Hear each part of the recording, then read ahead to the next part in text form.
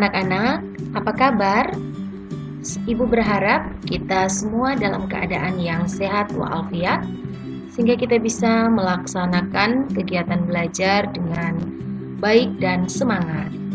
Pada kesempatan ini, kita akan belajar tentang tekanan pada zat dan penerapannya. Sebelumnya, kita lihat dulu mengapa materi tentang tekanan pada zat ini penting untuk kita pelajari. Nah, kita mempelajari materi ini karena bisa membantu kita memahami konsep dasar tekanan sehingga dapat menjadi bekal di masa depan dalam mengembangkan bangunan atau teknologi yang memanfaatkan tekanan.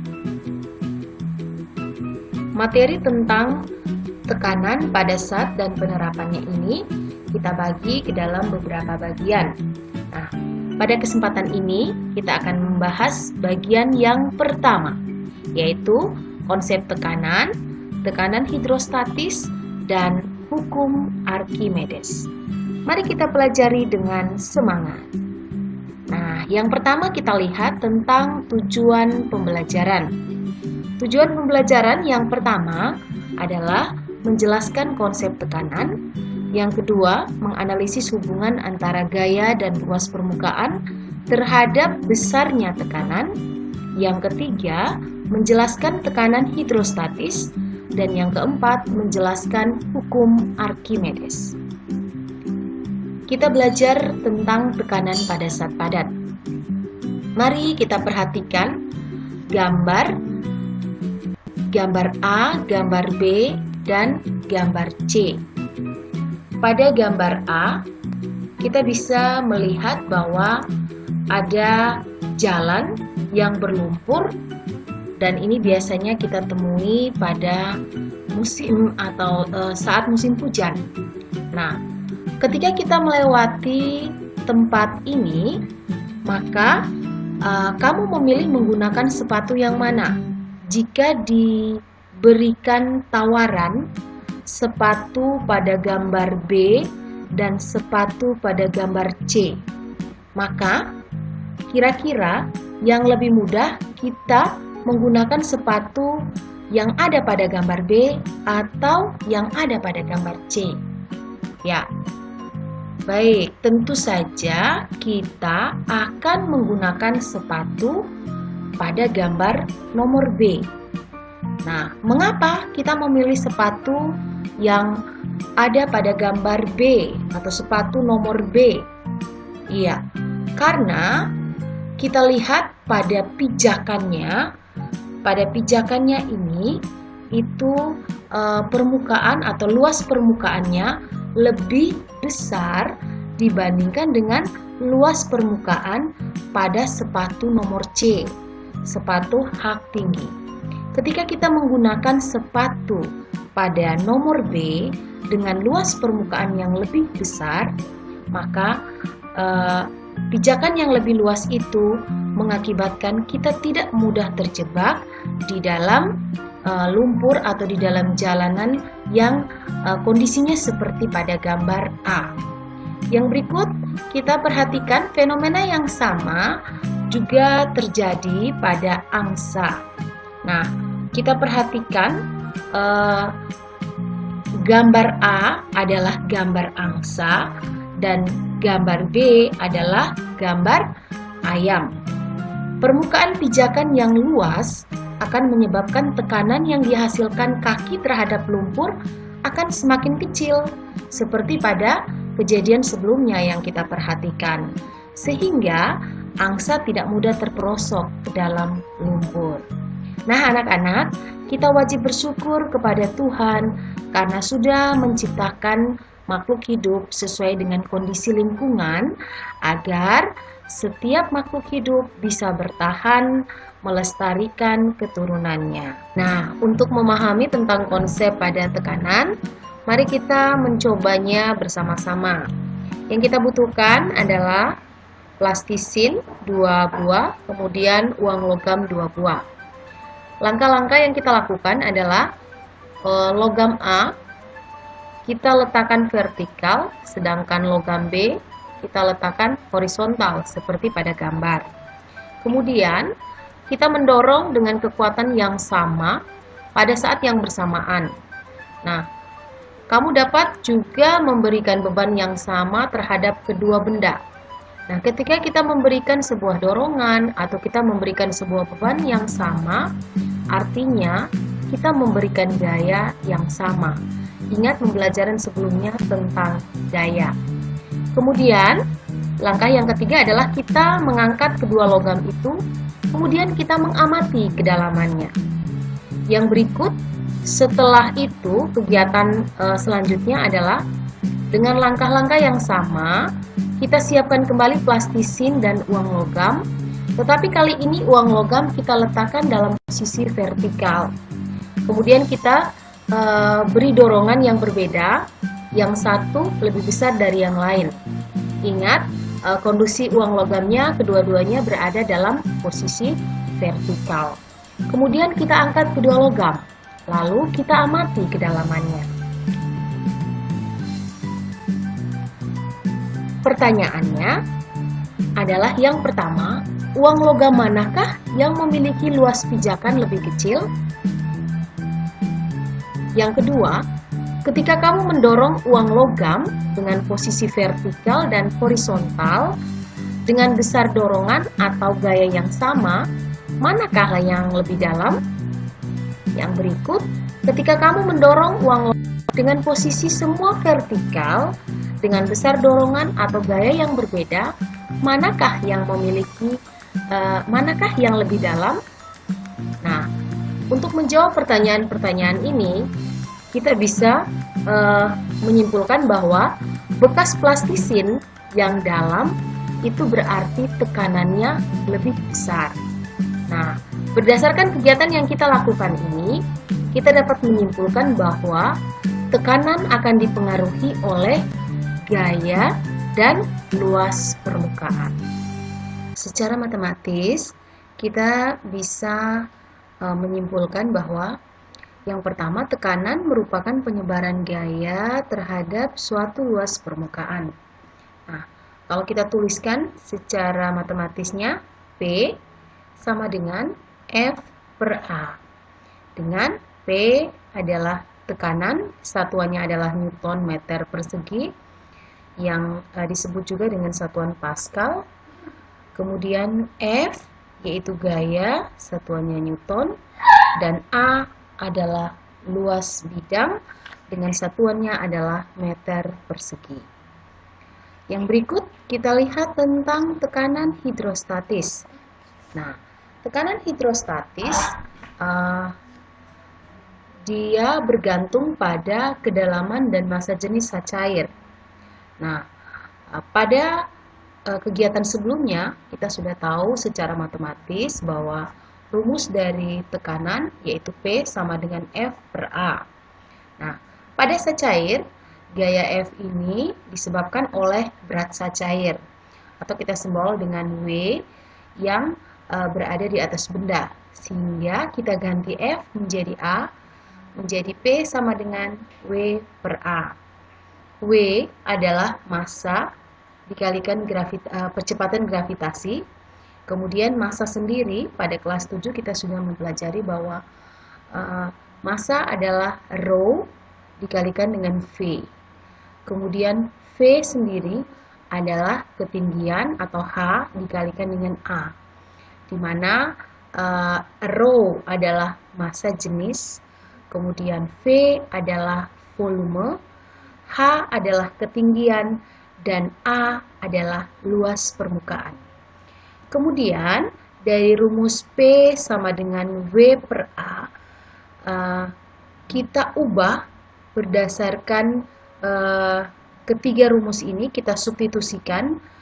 P sama dengan W-nya kita ganti rho kali G kali H dikalikan dengan A, kemudian dibagi A.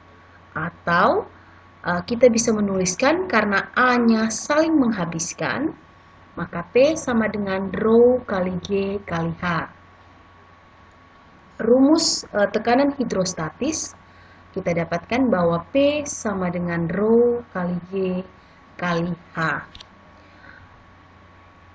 Yang berikut kita lihat tentang hukum Archimedes. Ketika suatu benda kita masukkan ke dalam air, seperti pada gambar ini, maka beratnya kita rasakan seolah-olah berkurang. Nah, hal ini disebabkan oleh Fa. Fa itu adalah gaya apung. Nah, Fa atau gaya apung ini mendorong benda ke atas atau berlawanan arah dengan berat benda. Kita perhatikan pada gambar ini, gaya apungnya menuju ke atas, sementara gaya beratnya menuju ke bawah. Nah, kita bisa menuliskan atau secara matematis bahwa Fa sama dengan WBU atau berat benda di udara dikurangi dengan berat benda di dalam air. Nah, sehingga kita dapatkan bahwa WBA sama dengan WBU kurang Fa. Dengan Fa adalah gaya apung, satuannya Newton. WBA yaitu berat benda di air, satuannya Newton. Dan WBU berat benda di udara, satuannya Newton. Jadi, persamaan matematisnya ini dikemukakan oleh Archimedes yang dinyatakan dalam hukum Archimedes bahwa jika sebuah benda dicelupkan ke dalam zat cair, maka benda itu akan mendapatkan gaya ke atas yang sama besar dengan berat zat cair yang didesak oleh benda tersebut. Nah, hukum Archimedes ini, menurut Archimedes, bahwa benda akan menjadi lebih ringan bila kita ukur dalam air daripada di udara. Karena di dalam air, seperti kita lihat pada gambar tadi, bahwa benda tersebut mendapatkan gaya ke atas.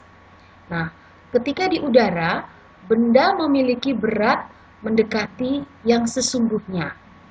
Karena berat zat cair yang didesak atau dipindahkan benda adalah WCP sama dengan MCP dikalikan dengan percepatan gravitasi. Dan massa benda yang dipindahkan adalah rho zat cair dikalikan dengan VCP. Sehingga berat air yang didesak oleh benda adalah WCP atau berat zat cair yang didesak adalah rho zat cair dikalikan dengan G dikalikan dengan VCP.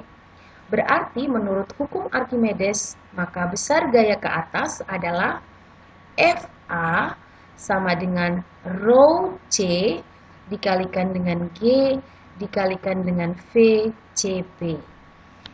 Dengan Fa adalah gaya apung, satuannya Newton. Rho Pc adalah massa jenis zat cair, satuannya adalah kilogram per meter kubik. G adalah percepatan gravitasi, satuannya meter per sekon kuadrat. Dan VCP adalah volume zat cair yang dipindahkan, dan satuannya adalah meter per meter kubik.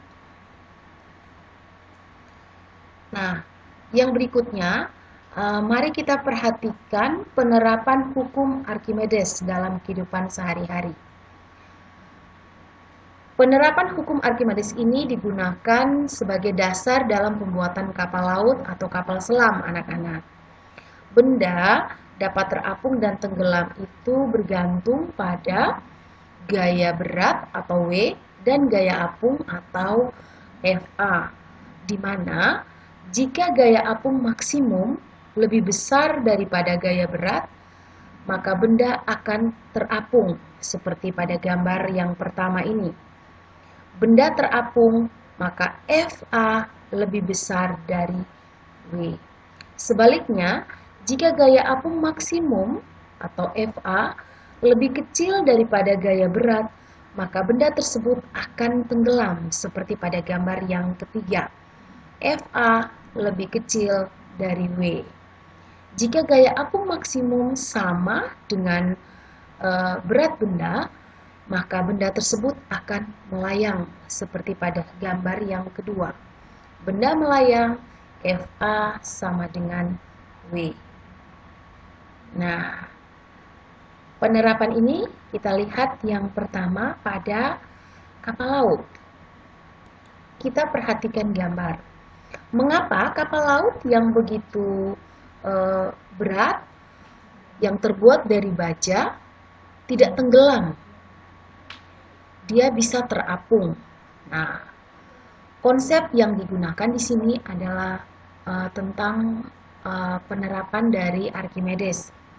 Agar kapal laut tersebut dapat terapung, maka bagian dalam dari badan kapal laut ini dibuat berongga. Nah, rongga ini berisi apa? Berisi udara yang memiliki massa jenis yang lebih kecil daripada air.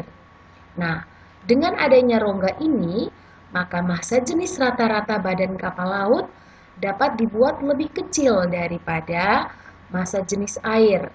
Atau dengan kata lain, rho badan kapal lebih kecil dari rho air. Nah, dengan massa jenis badan kapal yang lebih kecil daripada massa jenis air itu, maka akan diperoleh berat kapal atau W lebih kecil daripada gaya ke atas. Sehingga kapal laut dapat tetap terapung di permukaan air. Yang berikut kita lihat adalah tentang kapal selam. Pada kapal selam juga berlaku bahwa di dalam kapal selam ini pada prinsipnya memiliki kemampuan berat kapal selam dapat diperbesar dengan cara memasukkan air ke dalam badan kapal. Jadi dalam kapal selam itu memiliki katup, dan katup ini berfungsi untuk memasukkan air. Ketika air masuk ke dalam melalui katup ini, maka ruang yang berisi udara tadi, udara akan keluar dan digantikan dengan air, sehingga lama-kelamaan kapal tersebut tenggelam atau menyelam ke dalam air. Jika kapal tersebut ingin naik ke atas permukaan air laut, maka katup tadi akan mengeluarkan air, kemudian berisi kembali dengan udara, sehingga kapal selam tersebut akan naik kembali ke permukaan air. Yang berikut kita lihat tentang contoh soal. Skop semen memiliki luas 45 cm persegi, menekan adukan semen sebesar 10 Newton. Besarnya tekanan yang dialami adukan skop semen adalah titik-titik. Nah, penyelesaian yang diketahui adalah A atau luas permukaan 45 cm persegi. Kita bawa dulu ke meter persegi, 0,045 meter persegi. Kemudian F 10 Newton. Nah, dari data ini kita bisa menentukan tekanan yang dialami oleh adukan semen, yaitu dengan rumus yang sudah kita pelajari tadi adalah P sama dengan F per A. P sama dengan 10 per 0,045, kita dapatkan 222,23 Pascal. Jadi tekanannya yang dialami oleh adukan semen tersebut adalah sebesar 222,23 Pascal atau 222,23 Newton per meter persegi. Contoh soal yang kedua.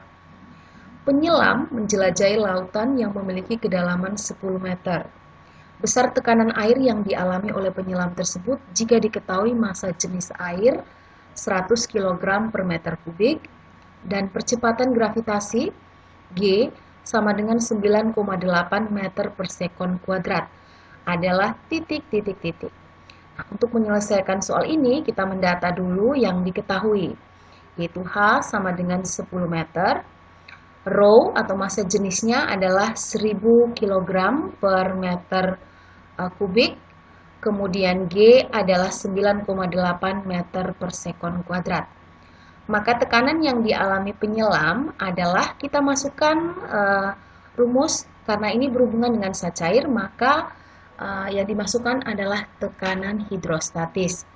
Maka P sama dengan Rho dikalikan dengan G kali H sama dengan 1000 kali 9,8 kali 10 sama dengan 98.000 Pascal atau 98.000 Newton per meter persegi.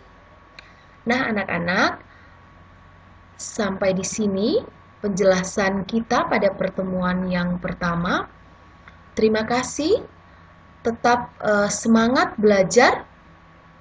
Sampai jumpa pada pertemuan kedua dan tetap semangat.